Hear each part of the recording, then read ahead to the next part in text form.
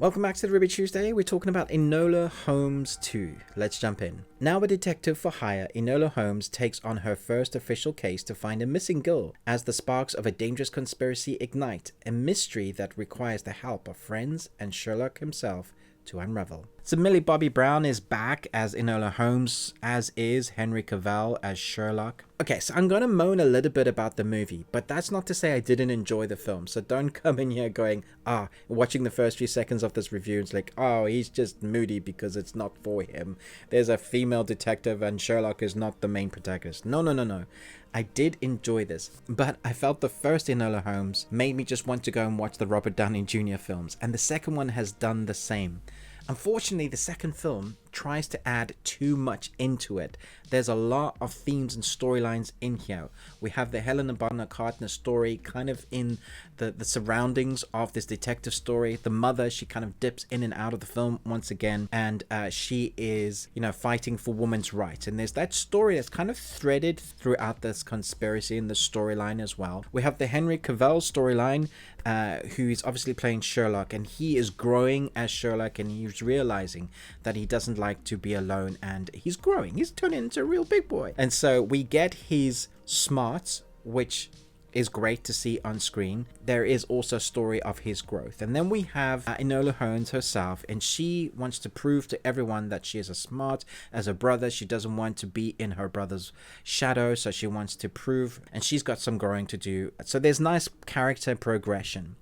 It starts off with an action sequence. You've probably watched it if you're a big fan. There's a 10 minutes sequence on YouTube. That, for the most part, is fun, but I felt like where the film was strongest is when we have Enola Holmes' character with Sherlock or with her mother, Helena Bonham Carter. The dialogue with them, the banter back and forth, they kind of shine together, and that's the most fun. When there's not action going on, but more just them together on screen, they elevate whatever is happening on screen, and that was a lot of fun to watch.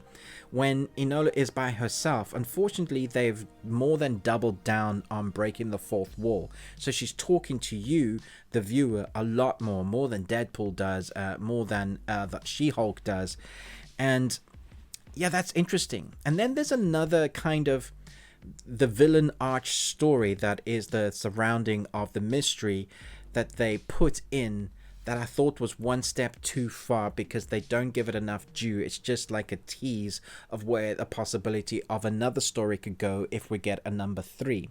Rather than just settling on this mystery that Enola and Sherlock both end up doing, we have another thing that they've added in. And so there's so many stories and themes that you never really concentrate on one. But the fact that it takes so long to get to the mystery to start, because we have a 30 minutes sort of, this is where the character is now, this is who she's like, this is what's happened to the characters since you've seen them, that it just feels like they took too long to get to the mystery. So by the time we get to the end of the film, it feels like it wraps up too quickly. Now the last 20 minutes of the film are really fun. It's good action. It's wonderful to see the deduction of Sherlock. There were moments where the character of Millie Bobby Brown's character, Enola Holmes, acts like I just didn't think she would act, because she's quite a tough young lady, but she shrieks from a rat that goes across the floor, and that just didn't seem right. There are moments where she acts like counterintuitive to her character, how her character has already been written, which felt weird and backwards. And I don't know why they've doubled down or tripled down on breaking the fourth wall and speaking to us. I think they think that's clever, but it doesn't come off that way. Her deductive skills are leaning towards Sherlock's, but not quite there yet. So I'm liking the way they're writing that, where she's learning, she's got a lot to learn, she doesn't know everything yet, she does help her brother, and they work well together when they're working together.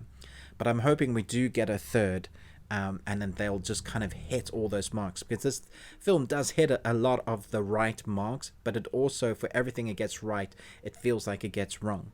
And that's just me criticizing. If I'm a film critic, that's me breaking it apart and going, okay, this is that and this is that. But I think if you love the first film, you're gonna love the second one.